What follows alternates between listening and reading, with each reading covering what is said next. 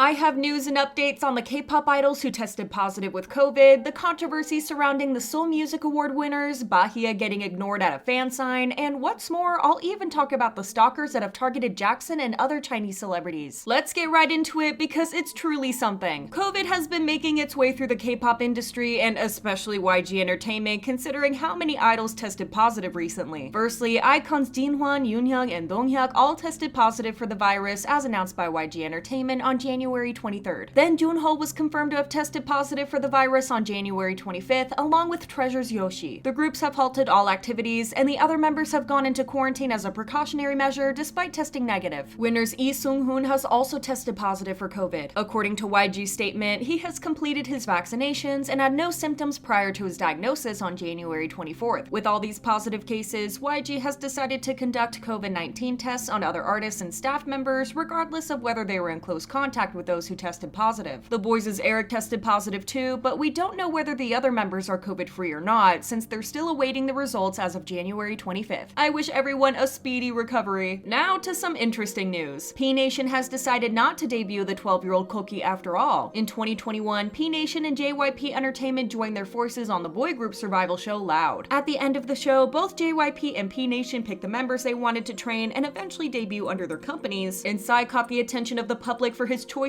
of the final lineup. One of the contestants he picked, named Koki, especially gained a lot of attention, and the reason for it was his age. In particular, many raised their concerns after it was revealed that Koki was only 12 years old at the time, basically a literal child. Nobody can deny how talented he is, because we all witnessed it on Loud and how hard he worked on the show, but his age raised a lot of concerns overall. The K-pop industry is harsh on fully grown adults, so it's understandable that it wouldn't be easy for a child. Well, it seems like P Nation has listened to those concerns and has taken them into consideration, because it was announced that Koki won't be debuting with the group after all. They released a statement saying, "We are writing to notify Tanaka Koki's plans in the near future. Koki has been training hard ever since he was chosen from the show Loud as a debuting member. Through this process, we have reached the conclusion that Koki needs more training for vocal, raps, etc. to match his performances. Koki himself, his parents, and our company have all agreed to present Koki's best version of himself to his fans, so he will be debuting under P Nation with a different team later." That's a smart decision, because even if I'm all for the kids following their dreams, 12 years old is just too young. He'll have time to showcase his skills and talents later, and we'll be here to cheer for him. On January 21st, Kepler held a music art fan sign. We all know that fan signs are events for groups to interact with their fans, sign albums, and receive gifts. Or so I thought. In this fan sign, all Kepler members can be seen playing with the gifts they received by their fans, except for Bahia, who had no presents on the table. Like, none. She still tried to joke around with her members, but there are clips of her looking embarrassed, awkward, and even sad enough to the point that she looked like she was going to cry. This came as a surprise to most fans due to her ranking second on Girls Planet 999. It's natural for people to assume that she has more fans. Thankfully, at a fan sign held just 2 days later, Bahia was looking really happy and was surrounded by gifts and looked extremely happy. I'm glad she's receiving love, because otherwise I would have to fly to Korea myself and do her justice. Nobody deserves to go through what she did, especially if she was the only one left out. The K-pop award season may be coming to an end, but the 31st Seoul Music Awards that aired on January 23rd had some moments that have gone viral on social media. Besides the amazing performances delivered by the artists, the most interesting part at this year's SMA is the awards that were given to the artists who left the most outstanding impressions of the year. However, the results of the award ceremony left the audience shocked. First of all, netizens were surprised to find out that some of the artists pre-recorded their acceptance speeches a month before the voting had closed. With the voting being 30% of the winner criteria, it basically means that the fans voted for nothing. Why even make fans vote in the first place when you're not going to take it into consideration? Just give out the awards based on other criteria. This is just making the whole awards look fake. One of the most discussed awards was the Rookie Award winners. The Rookie Award was given to 3 artists for their outstanding achievements in 2022, and those artists were Imujin, Omega X, and Epex. But here's the thing. Based on calculations on the music chart scores and the official votes, IVE should have been the winner of the award. They also led in terms of sales, charts, and music shows, so everyone was confused at the winners, as IVE wasn't one of them. That's not all though. NCT as a whole ended up taking a lot of awards home. For the first time in their career, NCT 127 won the Day Song, and they also took home a Bon Song. TaeYeon teared up during the acceptance speech and said, "Thank you for giving us such a great award. This is all due to the fans." I'm not going to tell you about the other NCT members clowning him about that, because you knew that it was coming. He also posted a long caption on his Instagram story saying, "There were many dreams that I cultivated as a trainee before the debut. Daesung was one of those dreams, but as I kept running towards the future by only looking at the present, I realized that my dreams were slowly diminishing. At first, I was sad and regretful, but even those feelings were becoming numb. When I heard them call our name today, that dream once again came alive, and I was feeling more overwhelmed than ever. Thank you so much for helping me achieve a dream that I thought would slowly disappear. I must say, this made me really happy for TaeYeon, especially since he seemed to be genuinely grateful. NCT Dream also took the Best Album award home, but apparently this has turned into quite a controversy. Netizens seem to think that both awards were undeserving and that the Seoul Music Awards are just catering to SM artists. One of the comments on online forums said, "What's with the Best Album and Daesung winners? I've never seen IU not receive any Daesung, which is weird. The Best Album is also hilarious. What were the standards?" Another one stated, "Even I feel their embarrassment. Cut down on the media play a bit. It's normal to be disappointed in the results, but why attack the group that received the award instead of the award show that gave them out? How is it NCT's fault?" I really can't wrap my head around netizens anymore. Our girl TaeYeon is angry, and it's for a good reason. The production team for KBS drama The King of Tears, Lee Bang-won, was accused of animal. During the filming of a scene on a horse, the script required the actor to fall off the horse. In order to recreate it, drama staff tied wires to the horse's legs and pulled on them to cause it to fall on purpose. Wires were also attached to the actor for the scene, but he was not given proper protective gear. As a result, the actor was injured and so was the horse. The horse had not shown external injuries or other signs after filming. However, when they checked on the status of the horse after the netizens' enraged comments a week after filming had finished, only then did they find out that the horse had passed away due to the injuries. KBS